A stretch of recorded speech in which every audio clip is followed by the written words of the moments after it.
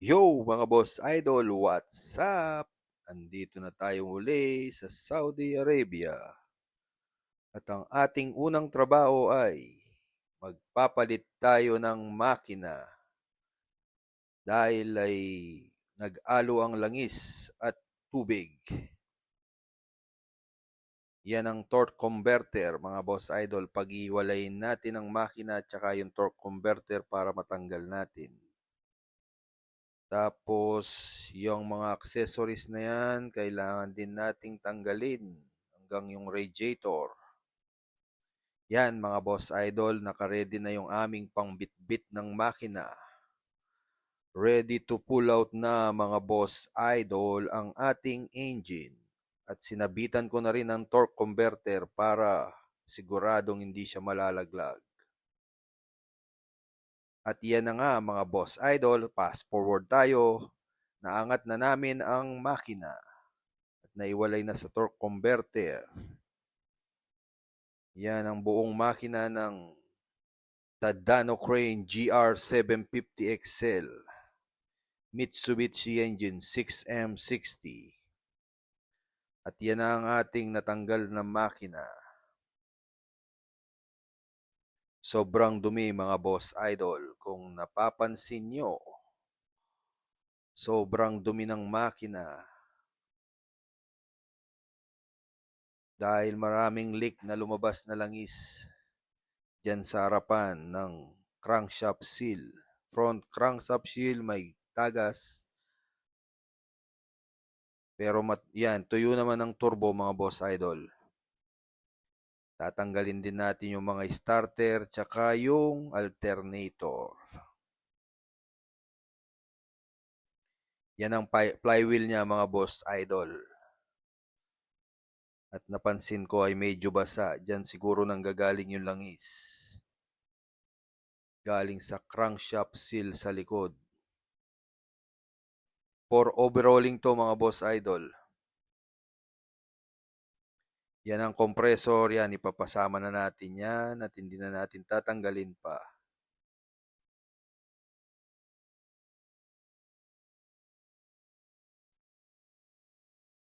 At maglilinis na si Boss Idol ng torque converter.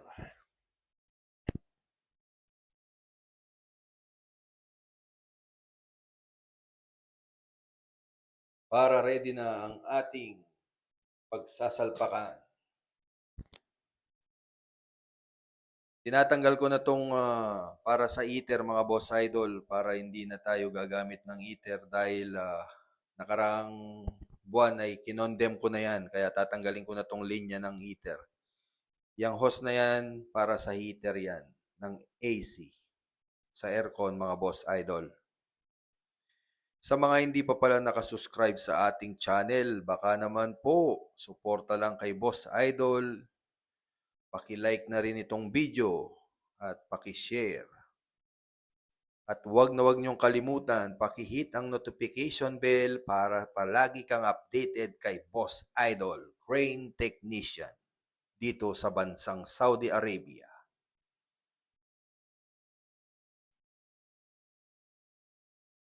Subscribe na kayo mga Boss Idol. Yan ang ating tatanggalin. Kakancel na natin yan dahil hindi na siya gumagana ang heater sa taas ng aircon. Tinatanggal ko yung mga clamp at tuluyan ng mawawala ang hose para sa heater mga boss idol.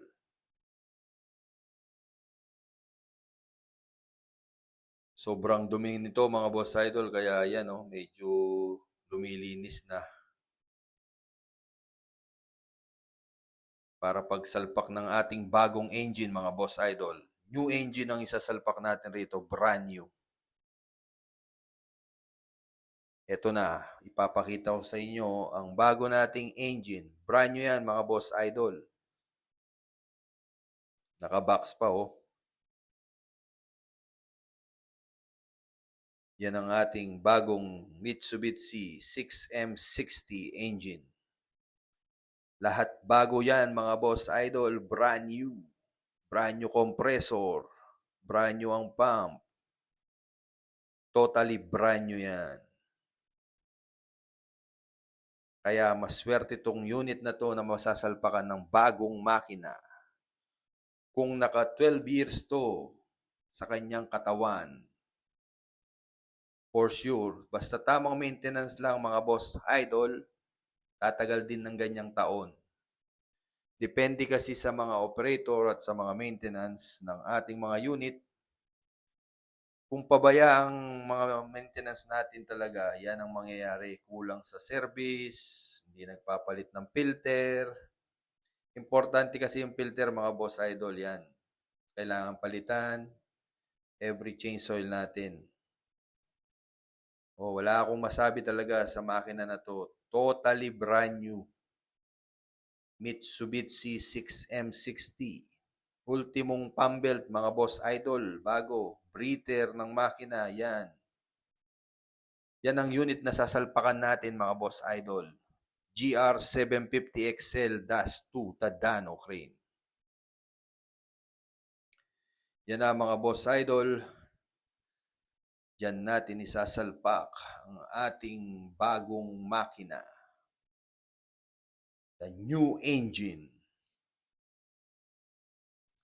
Mga boss idol, sa mga kapangpangan dyan, sana naman po pakilike ka na akong video at mag-subscribe kayo kay kakong channel, Boss Roy Cortez Vlog, ang mekaniko dito sa Saudi Arabia. Yan ang torque converter ng ating unit mga boss idol. Yan ang pump, steering pump sa taas at yung nasa baba naman mga boss idol, kung napapansin nyo ay kulay pula, yan ang main pump ng crane. Kailangan bago natin ilagay ang makina, kailangan talagang malinis muna ang ating pagsasalpakan. Yan ultimong mga alternator, mga boss idol, bago pump belt, bago alternator, bago yung pan, lahat brand new, mga boss idol. Kumikintab pa ang ating makina. Bell housing, yan.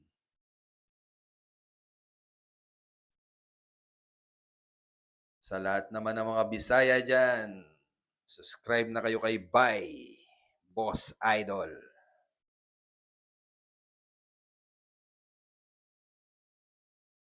Brand new engine, 6M60 Mitsubishi.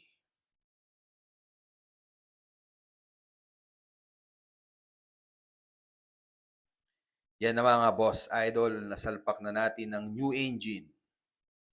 Fast forward lang yan mga boss idol. Hindi ko na patatagalin pa na papakita sa inyo paano ko sinalpak. Basta yan na, ang bagong engine nakasalpak na mga boss idol. Ilalagay lang natin yung mga ibang accessories ng engine mga boss idol na kukunin natin sa lumang makina. Yung mga bracket ng surround para sa radiator, yan kukunin natin. Pero almost nang gamit na nandyan na sa bagong makina. Bago yung harness, bago yung mga hose. Basta hindi ito lang parting radiator mga boss idol. Kukunin natin yung mga bracket. Yung makina na to mga boss idol ay common rail. Common rail type siya.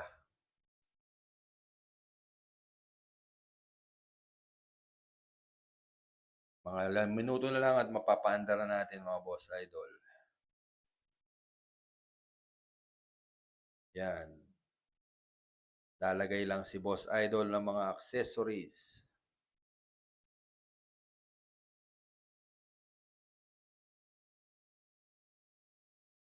Sa mga kapwa ko OFW mekaniko, baka naman pakisubscribe na si Boss Idol at mag-comment kayo sa baba, mag-iwan ng bakas para ma-shoutout ko sa iyo sa susunod nating mga video.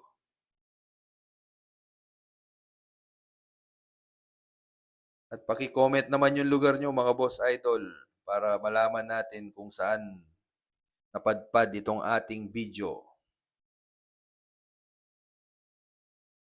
Sana hindi kayong magsawang sumuporta kay Boss Idol. Marami pa siyang ipapakita sa inyo at ituturo tungkol sa crane. Especially sa mga crane, Tadano crane, groove crane, Liber, link belt. Kaya suporta lang kay Boss Idol. At yan na, i-ready natin mga Boss Idol. Ready for start na yung ating makina. Halos kompleto na at ipapabomba lang natin yung fuel pump para mapa-start na natin yung ating bagong engine.